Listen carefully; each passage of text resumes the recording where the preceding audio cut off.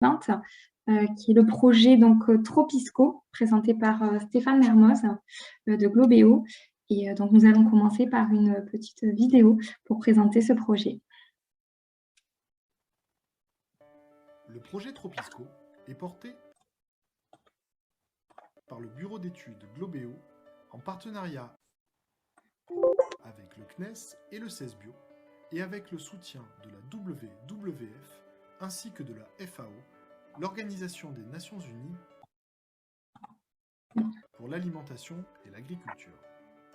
Malgré le rôle essentiel des forêts, leur superficie se réduit à un rythme alarmant, année après année, notamment en zone tropicale. Le projet Tropisco propose de construire un système d'alerte en quasi temps réel de la déforestation à l'échelle tropicale. Ce projet bénéficiera d'une collaboration étroite avec certains pays partenaires des programmes menés par la France dans les bassins de l'Amazonie, du Congo et de l'Asie du Sud-Est pour adapter l'outil de détection aux spécificités de chaque pays ainsi qu'à leurs besoins. Les données produites auront divers usages, comme la lutte contre l'exploitation forestière et minière illégale, contre les cultures agricoles illicites et le trafic d'espèces sauvages. L'objectif est de fournir des données et statistiques facilement utilisables. Tropisco propose un outil opérationnel d'observation basé principalement sur l'utilisation de séries temporelles d'images radar des satellites Sentinel-1. Il associe à ces données des images satellites optiques à haute résolution ainsi que des données sur la déforestation.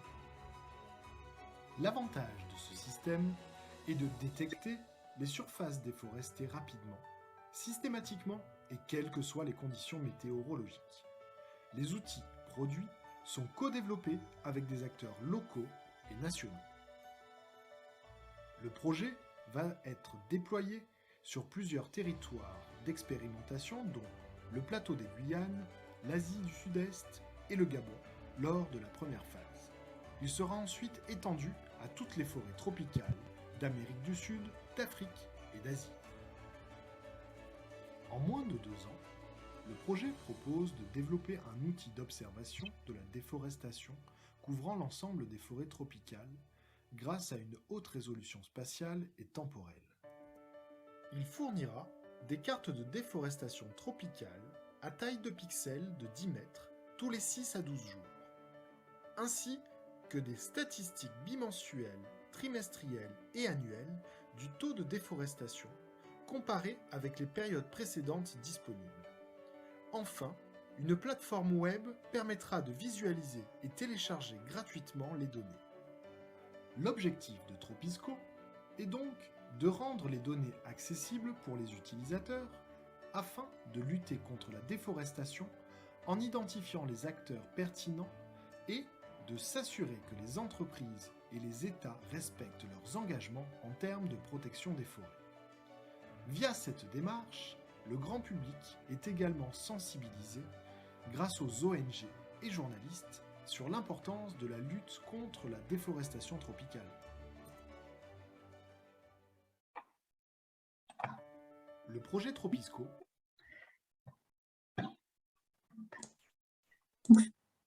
Stéphane, je vous laisse maintenant la parole pour nous en dire un peu plus sur ce projet. Oui, bonjour, merci Sandy. Est-ce que tu peux revenir juste sur la slide précédente, s'il te plaît? Ah ok, ok, merci. Bonjour à tous, je suis Stéphane Mermoz, je suis gérant de la société Globéo qui mène le projet Tropisco en étroite collaboration avec le CESBio et le CNES. Bon, normalement, il y avait une jolie slide avec le CESBio et le CNES, mais c'est pas grave du tout, je le dis à l'oral. Voilà, tu peux passer à la slide suivante, s'il te plaît. Alors, en ce qui concerne les données spatiales qu'on utilise dans le projet Tropisco, on utilise principalement les données SAR Sentinel-1, acquises tous les 6 à 12 jours, dépendamment de l'endroit où on se trouve, et qui permettent de développer un système d'alerte de perte de couverture forestière. Alors, dans la présentation, j'utiliserai souvent le terme déforestation. Ce sera un abus de langage. En fait, il faudra comprendre perte de couverture forestière. On a une résolution spatiale assez fine par rapport à ce qui existe, une taille de pixels de 10 mètres et une plus petite détection de 0,1 hectare. ce qu'on appelle en anglais le Minimum Mapping Unit. Mais le principal atout du système d'alerte Tropisco, c'est la détection chaque semaine ou chaque 2 semaines, quelles que soient les conditions météorologiques. On utilise aussi des données optiques planètes à 5 mètres de résolution pour la validation des cartes de déforestation. Ces données sont accessibles grâce au programme NICFI. On utilise aussi des données auxiliaires en entrée de la méthode, des cartes de forêt-non-forêt de l'Université du Maryland, des cartes de surface d'eau du JRC en Italie, des cartes de mangrove du programme Global Mangrove Watch et des modèles numériques de terrain. Planche suivante, s'il te plaît. Et en ce qui concerne l'usage qu'on fait des cartes de déforestation, alors il y a de nombreux usages, mais par exemple, elles nous permettent de détecter et d'identifier la déforestation illégale, d'aider à la gestion des zones protégées, de faire respecter les accords de conservation ou les clauses de certification. Elles vont permettre de contribuer à certains programmes internationaux comme le programme des Nations Unies REDD+, réduction des émissions dues à la déforestation et à la dégradation des forêts, et d'estimer les pertes et les puits de carbone avec l'utilisation conjointe de cartes tropicales ou globales de biomasse qui vont, dans les quelques années à venir, être de plus en plus précises. Et nos cartes vont permettre aussi de contribuer à la stratégie nationale de lutte contre la déforestation importée, stratégie nationale et bientôt européenne, afin d'améliorer la durabilité des chaînes d'approvisionnement des produits de base. Planche suivante, s'il te plaît.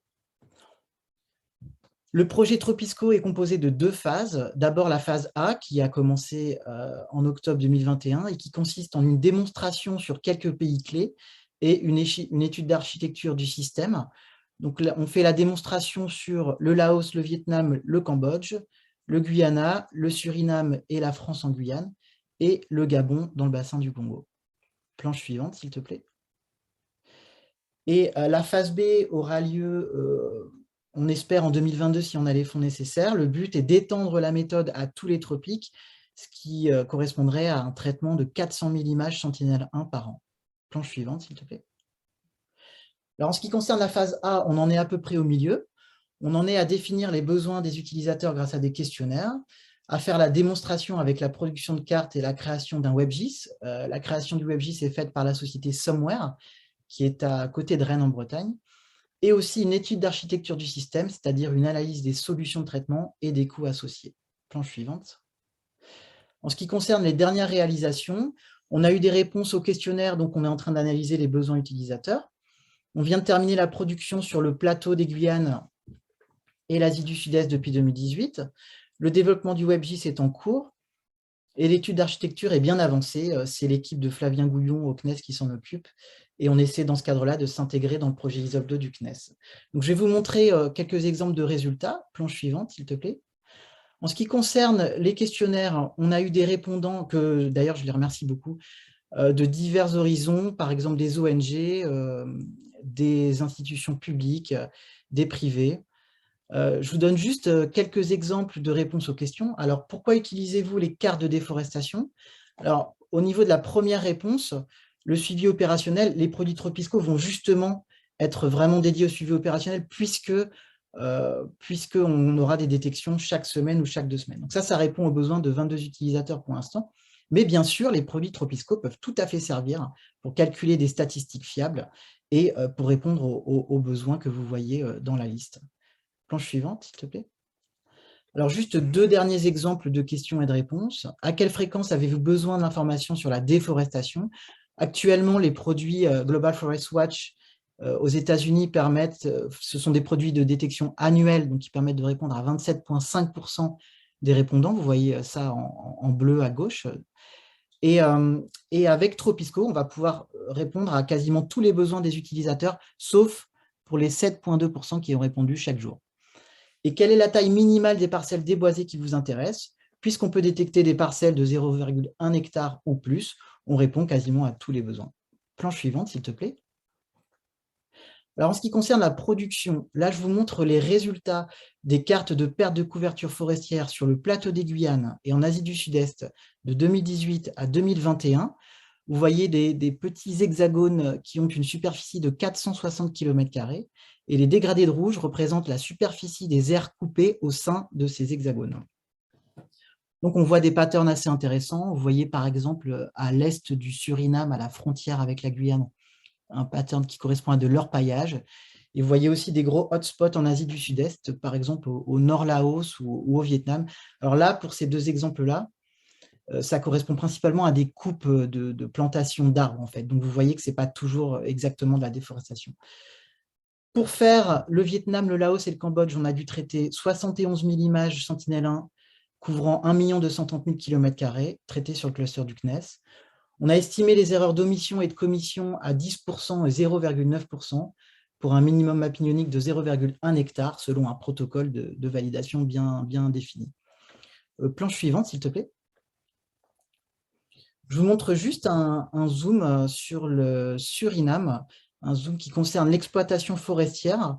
Vous voyez hein, les chemins créés dans la forêt, on ne les voit pas très bien, mais je vais vous les montrer après sur le WebGIS, avec de la coupe sélective entre les chemins. Alors, il faut savoir que la coupe sélective, ça constitue la deuxième plus grande source d'émissions de carbone après l'orpaillage au Suriname. Planche suivante. Je vous montre aussi un exemple au nord du Laos et du Vietnam, à la frontière, où on observe de grands contrastes entre le Laos et le Vietnam. Alors, juste une parenthèse, l'algorithme de détection ne sait pas où se trouve le Laos et le Vietnam. On applique exactement le même algorithme partout. Et en fait, ces différences s'expliquent par des déplacements transfrontaliers, des pressions exercées sur les forêts du Vietnam vers le Laos et le Cambodge. Et ces pressions ont accéléré ces dernières années. Donc ça s'explique très bien. Vous pouvez aller voir l'article de Ingle si vous voulez plus de détails. Est-ce que je peux prendre la main, Sandy, pour présenter le WebGIS rapidement? Vas-y. Super, merci. Est-ce que vous voyez? Oui, c'est bon. OK. Alors, je précise que c'est vraiment une version très préliminaire hein, du WebGIS. Il n'est pas encore ouvert et c'est la toute première version bêta. Alors, quand on arrivera sur le WebGIS, on arrivera directement sur le plateau des Guyanes. On a un fond de carte qui vient du produit Sentinel-2 Cloudless. C'est une mosaïque sans nuage de Sentinel-2 qui est faite par l'entreprise IOX. On pourra bien sûr zoomer. Là, je zoome sur le Suriname, sur l'exemple d'exploitation forestière que je vous ai montré. Et quand on zoome, vous voyez qu'on arrive sur une autre carte qui sont les mosaïques planètes qui sont distribuées gratuitement, qui sont payées par la Norvège dans le cadre du programme NICFI. Et on a des mosaïques en arrière-plan, donc planètes, à 5 mètres de résolution, mensuelles ou biannuelles. Donc là, j'ai mis la mosaïque biannuelle de juin à décembre 2017, puisque les détections de déforestation tropiscaux commencent en 2018 en jaune et se terminent en 2022 en rouge. On peut voir l'évolution chaque mois, comme ça, où vous voyez les chemins d'abord qui se créent.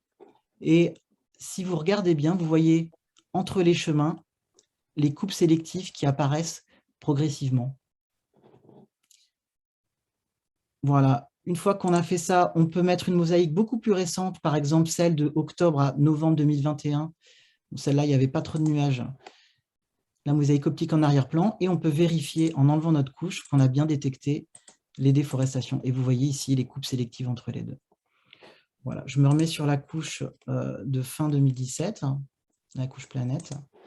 Et je vous montre un exemple maintenant d'orpaillage. Rapidement, toujours au Suriname. Voilà, donc je vous mets l'animation. En dessous, vous avez l'état de la forêt juste avant le début des détections tropiscaux. Et vous voyez l'orpaillage qui gagne petit à petit la forêt. Et encore une fois, on peut changer la couche d'arrière-plan, mettre une couche planète plus récente pour vérifier qu'on a bien détecté cet orpaillage-là. Voilà. Et vous voyez en dessous l'état actuel de la forêt. Voilà. Puisqu'on est juste à côté de la Guyane, on va quand même faire un tout petit tour en Guyane, très rapidement. Voilà, dans le nord-ouest, ici, où on a une communauté Hmong qui est vraiment, qui fait beaucoup d'agriculture, principalement des plantations fruitières et du maraîchage. Alors là, c'est complètement différent. En fait, ce sont des coupes qui interviennent principalement pendant la saison sèche, hein, puisque c'est, voilà, vous voyez, là, on va entrer dans la saison humide, on n'observe pas d'évolution. Là, on entre dans la saison sèche 2019, hop, ça coupe, etc. Puisque c'est tout simplement beaucoup plus pratique de couper pendant la saison sèche. Et si jamais on veut mettre le feu, on le fait en général à la fin de la saison sèche. Et je vous montre très rapidement l'Asie du Sud-Est. il suffit d'un clic et on arrive en Asie du Sud-Est. Voilà, ou par exemple, ici, on a... Alors là, c'est un contexte complètement différent où on a énormément de détection, énormément de coupes. Alors là, vous avez par exemple, vous aviez de la forêt avant, on avait la construction d'un barrage fin 2017. Nous, on détecte ça. On le détecte en mai 2018. Vous voyez la date qui s'affiche ici quand on clique. Effectivement, quand on va voir maintenant, vous voyez qu'on a un barrage qui s'est construit avec l'eau qui est apparue. Voilà. Alors, une dernière chose concernant le WebGIS, vous pourrez cliquer sur une région et avoir des statistiques, par exemple, mensuelles de coupe sur cette région pour chaque année. Et vous pouvez aussi afficher les statistiques annuelles. Voilà. Et si vous dézoomez, vous pouvez faire exactement la même chose par pays. Voilà. On aura les statistiques associées. Bien sûr, vous pourrez télécharger complètement gratuitement ces cartes en géotiff ou vous pourrez utiliser les produits par flux dans QGIS, etc. Voilà. Sandy, j'ai plus que 2 plans, j'ai presque terminé. Oui. Voilà, merci beaucoup.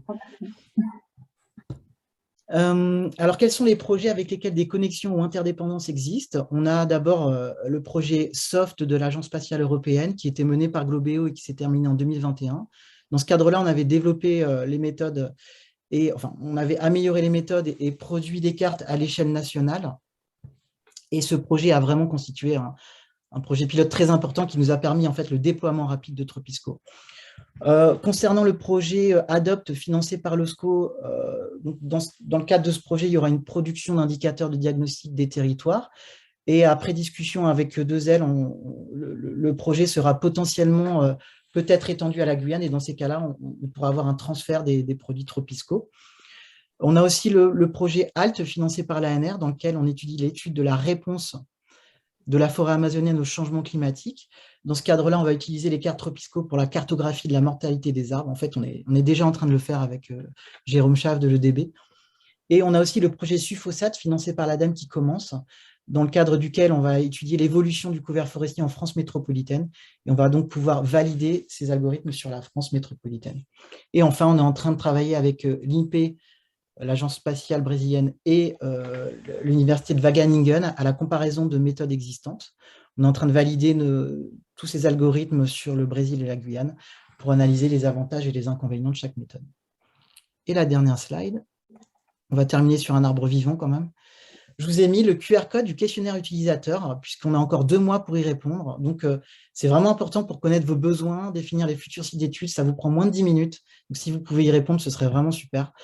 Je vous mets aussi les publications scientifiques qui sont accessibles à tous gratuitement et dans lesquelles les méthodes sont complètement décrites et surtout aussi la validation, si vous voulez en savoir plus sur la validation.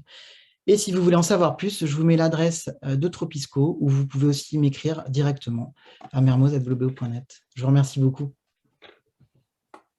Merci Stéphane pour cette présentation.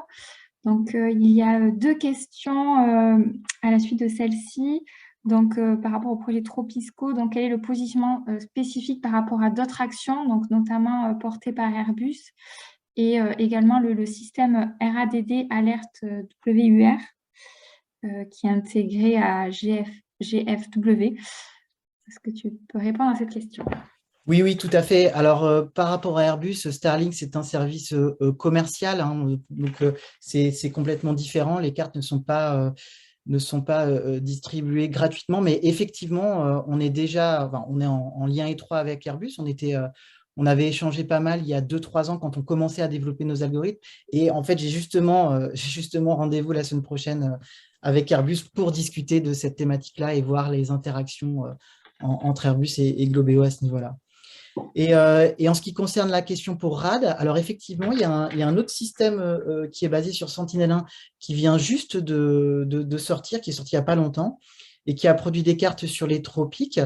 Et en fait, c'est une méthode différente, ce n'est pas du tout la même méthode de détection, mais on est en train de justement travailler avec l'Université de Wageningen pour comparer les méthodes et voir les avantages et les inconvénients de chaque méthode. Donc, on a commencé cette étude en lien avec l'INPE sur le Brésil et la Guyane, comme je le disais. Donc, j'ai déjà une idée des résultats de comparaison, mais on publiera ça dans l'année en cours, en tout cas avec Wageningen. Et on va présenter justement ces travaux-là au Living Planet de l'Agence spatiale européenne au mois de mai. Eh bien, merci. Une autre question, ces méthodes seraient-elles exploitables en France métropolitaine, qui est dans une logique inverse pour le suivi de la régénération forêt? Ouais, alors justement, on commence à étudier la question. On a en fait déjà commencé, mais on a un projet, le projet Sulfosates de l'ADEME, qui commence maintenant avec plusieurs partenaires, avec le CESBio, Dinafor, etc. Et donc, ça va être tout l'objet de ce projet, justement. Le but, c'est de faire une carte de déforestation tous les 3 à 6 jours sur la France métropolitaine, justement. Enfin, de coupe forestière, plutôt. Très bien. Après, nous avons eu une remarque d'Anne Joly par rapport à ce qui est fait en France. Beaucoup de remerciements pour cette présentation. Merci beaucoup, Stéphane. Merci Si beaucoup. vous avez d'autres questions, n'hésitez pas à les poser dans le chat ou bien à contacter directement Stéphane via les adresses que vous pouvez voir sur l'écran. Merci.